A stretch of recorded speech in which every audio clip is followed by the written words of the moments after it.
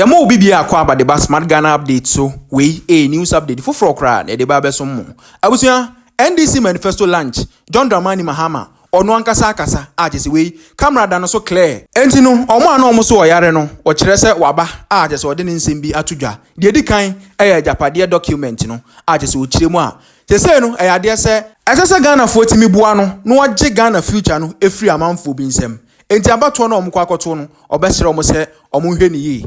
Ni atoso mienu nso so ochiremu a ade se flag bearer bi ene ne running mate a ochiremu a Dr. Mahama ene Dr. Matthew Opoku Prempe ade se omo ka ban a yatenam 8 years ya sabio ayese horror movie enti obesere se samanfo no ekwa akoto aba enye omo ene ebeka kire Ghana fo se sei no oman ne kọ na emom Ghana fo na nkasa ehu se ne oman ne kọ enti omo hwe na omo nto aba ni yi ni atoso miensa ochiremu a ade se Sautu aba edema MPP December 7th 2024 wabato na wato no nanado danko akofo ene wato ama no na wo to nso ama no se na ebe ya obe escape accountability to Ghanaians abusia we enyame na meka John Dramani Mahama na nkasa a o storming NDC Manifesto launch koso wo Central Region ene enum asem odi tudwa His Excellency His Excellency His Excellency His Excellency His Excellency His Excellency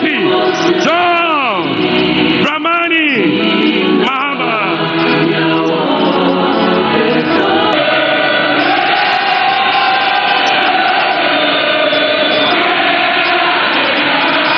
Thank you. Ladies and gentlemen, the Holy Book in Matthew 25, 14, 30 tells one of the parables of Jesus Christ. And this is the parable of the talents. This parable teaches us to invest whatever is put in our care wisely for the benefit of our master. The master in this case is the people of Ghana. This administration is just like the last of the servants who buried his talents that was given to him by his master, and when his master came, he returned the 1 talent to him. But in this case of Akufo-Addo and Bawumia and their cabal, they did not bury the 1 talent and give us back our 1 talent when we returned. They gambled with the talents that we gave them, and they landed the people of Ghana in a huge debt.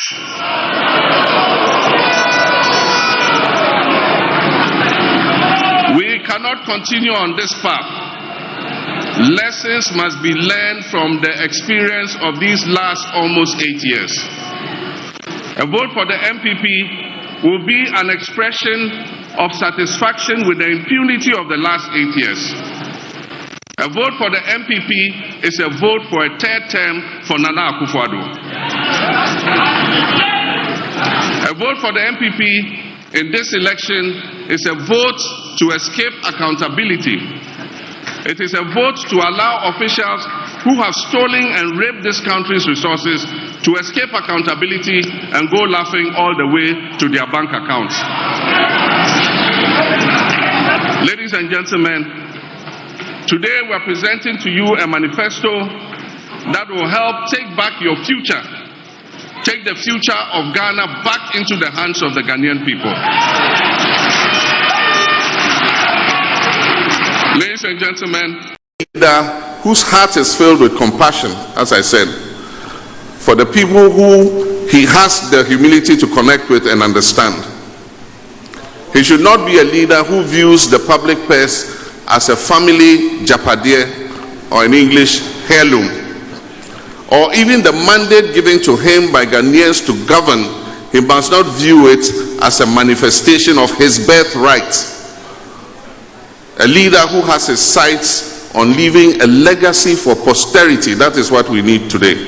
Ladies and gentlemen, their flag bearer and his running mate, who have been prominent actors in this horror movie Ghanaians have watched these last almost 8 years,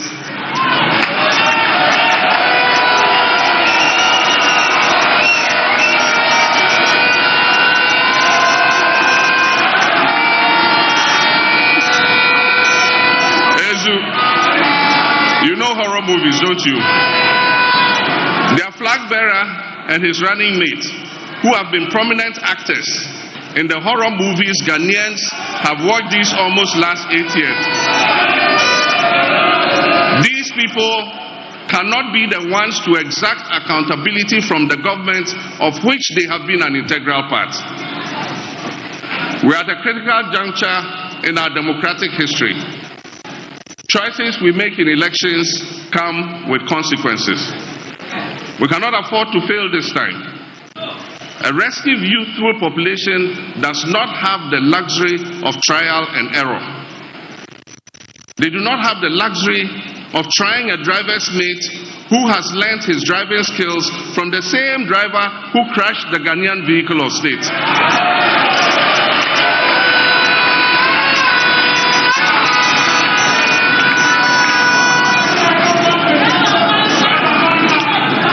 Our nation needs a reset. Our democracy needs a reset. Our economy needs a reset. Our governance needs a reset.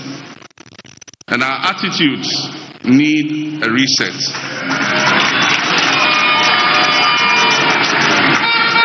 We need a government that will galvanize the efforts of all Ghanaians, irrespective of ethnicity, religion, or party affiliation. We need a government that will allow all businesses to thrive, whether owned by domestic investors or foreign investors, no matter their ethnic, religious, or partisan colors of its owner. We need to make a change that will usher in a government that is responsible and accountable. We need to open up this country for business again. Ladies and gentlemen, we're going to present to you our manifesto. We need a leadership that will crack the ship when its own appointees go down the wrong track.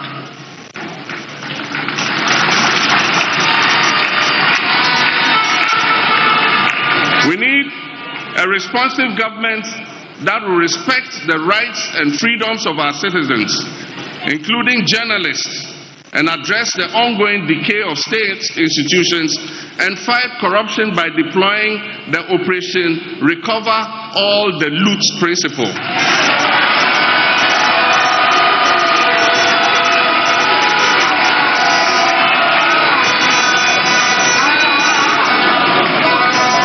Operation Recover All the Loot strategy, and that is ORAL. Today we gather with hope as one people, united in victory, and as one nation, Ghana, with a common interwoven invisible destiny. Today we also gather to reignite and reaffirm the dreams of our forebears, led by Osagyefo Dr. Kwame Nkrumah, the founder of our great nation, a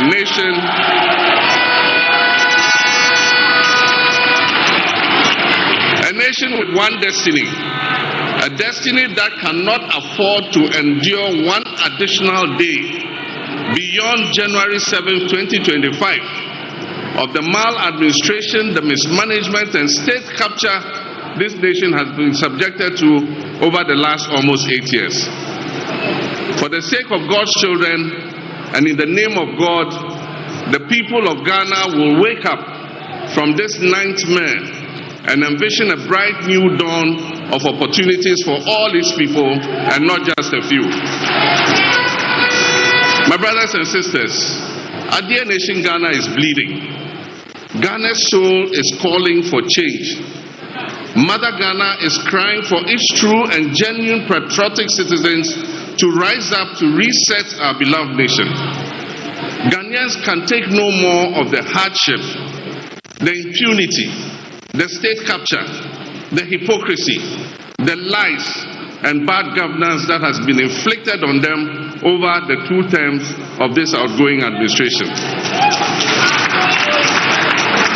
We cannot fail Mother Ghana, and therefore I urge you all to vote for change on December 7th, 2024. We, the members of the National Democratic Congress, have gathered here to express our utmost belief in democratic governance and to proclaim right here in Winneba, also called Simpa, that the time is up for this administration.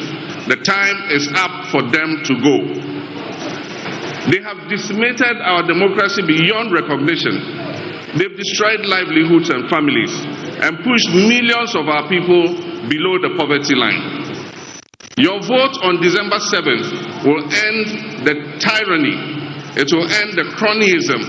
It will end the corruption. It will end the hardship. It will also pave the way for the vision, experience, and trustworthiness. And I, John Dramani Mahama, is going to restore that to the Flagstaff House.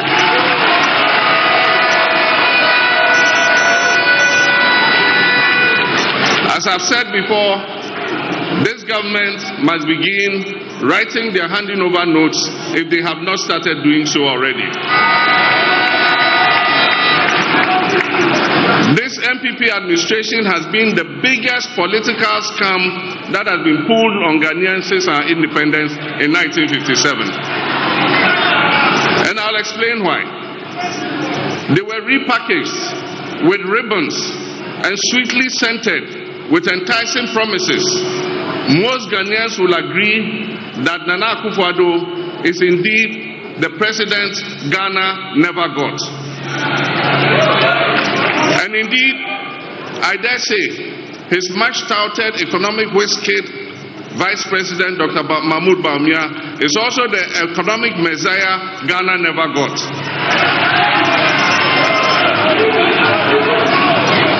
The NPP government took over from our administration on 7th January 2017.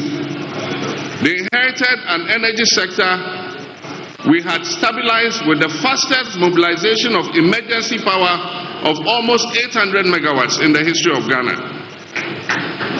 Along with this came a new Energy Sector Levy Act, which we call ESLA, with potential revenues of 3 billion Ghana cedis every year to pay off legacy energy sector debts.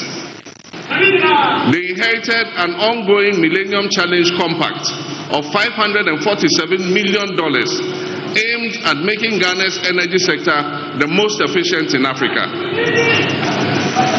This ruling family, quarreled over the shares in the PDS company and led to the US pulling back $190 million, which was meant for the most critical component of the compact, and that is private sector participation and improvement in collections at the distribution end of the electricity value chain. They inherited more than $450 million of the IMF extended credit facility initiated by my administration. Most of our state-owned enterprises were breaking even or making a profit. We handed that to them. They inherited a cocoa production of more than 960,000 metric tons of cocoa, with a cocoa board that was making profit and owed only 1.5 billion cedis to the central bank in cocoa bills. We handed over to them 2 new oil-producing wells, the 10 Field and the ENI Sankofa, which increased Ghana's oil production by more than 100,000 barrels per day, with additional gas of more than 200 million standard cubic feet per day. And this increased Ghana's oil revenues from petroleum by more than $500 million every year. They took over from our administration a stabilization fund in which we had accrued $277 million. A Ghana Infrastructure Investment Fund with seed money of $270 million. A sinking fund account at the Bank of Ghana with a balance of over $200 million. They inherited a budget that ran a deficit of 6.1% with zero borrowing from the central bank, the Bank of Ghana, zero borrowing.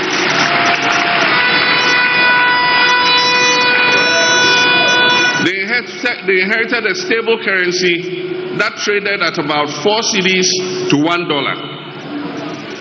Inflation was at 15.4%. Unemployment was at 8.4%. And when we handed over the administration of this country to the Akufo-Addo-Bawumia government, Ghana's debt as a percentage of our GDP was 56%.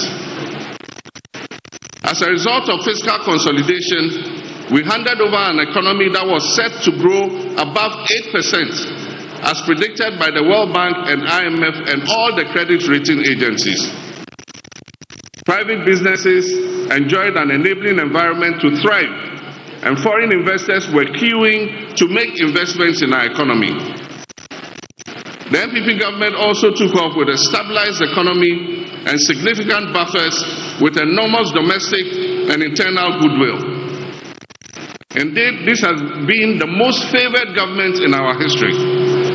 But alas, the Ghanaian people's favor, their goodwill, has been repaid with only pain and anguish. This government has received more revenue than all governments combined in the history of Ghana. And as the saying goes, to whom much is given, much is expected. Unfortunately, the people of Ghana have been severely shortchanged by this administration. The scorecard of this administration has been abysmal. An inflation rate that went as high as 54% and is currently still hovering above 20%. Ghana today has one of the highest food inflation rates in the whole of Africa. We have a currency that has depreciated to almost 16 cedis to $1, and we borrowed more than 70 billion from the central bank, the Bank of Ghana, causing a serious upsurge in inflation and causing the Bank of Ghana to go broke. We have a debt to GDP that went as high as 104%. And today, the unemployment rate is almost 15%, from just above 8% in 2016. Worst of all, Ghana has defaulted on her debt payments and has therefore engaged in a debt exchange that has resulted in painful haircuts, and they have deferred the tenure of bonds at lower interest rates. This has caused a lot of trouble for investors, including pensioners. Cocoa production, which has been one of the mainstay of our economy, has plummeted, and for the first time in the history of our country, the Cocoa Board annual syndication, which was sought after by all international banks, today it has no takers. Nobody is willing to lend Cocoa Board any money. Production volumes are down, and Cocoa Board is seeking to delay delivery of almost 350,000 tons of cocoa to next year. It means that your government, NDC, is the one going to have to find the 350,000 to fill that hole, to pay the debt. Cocoa Board has also defaulted on almost 13 billion Ghana cedis in cocoa bonds. Oil and gas production has declined by 32%, and debt to independent power producers has increased astronomically. Today, the majority of state-owned enterprises are posting massive losses. The COVID pandemic, rather than being an adversity, turned out to be a blessing, with a windfall for this government of almost 25 billion Ghana cedis of inflows, most of which were doled out to companies owned by family and friends. The majority of our citizens are convinced that our country, Ghana, is going in the wrong direction. Faith in our democracy is at its lowest, and many of our youth do not believe that constitutional governance is working for them. Faith in our democratic institutions and the political leadership is at its lowest ebb, and corruption is at its highest. And Ghanaians have become numb to the scandals that are exposed almost every week. And when you have a president who says he does not understand the hullabaloo that is being made about the sale of snitch hotels to a minister in his own government, then clearly he is on a completely different wavelength from the rest of us in this country. My brothers and sisters, This is a president who just doesn't get it. Many domestic and foreign investors have adopted a wait-and-see attitude.